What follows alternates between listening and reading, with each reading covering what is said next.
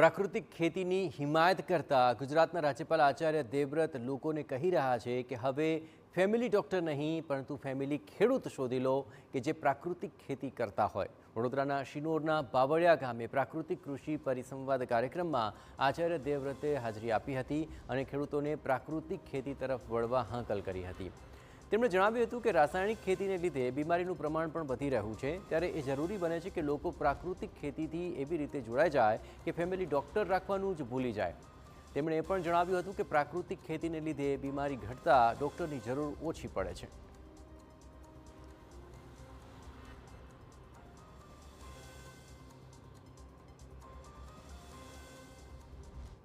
बड़े बड़े शहरों में सबके फैमिली डॉक्टर हैं और मैं नारा देता हूं फैमिली डॉक्टर नहीं चाहिए, आजकल फैमिली खेडूत ढूंढना शुरू करो। प्राकृतिक खेडूत जब प्राकृतिक खेडूत बन जाएंगे तो फिर डॉक्टरों की शरण की जरूरत कम से कम पड़ेगी।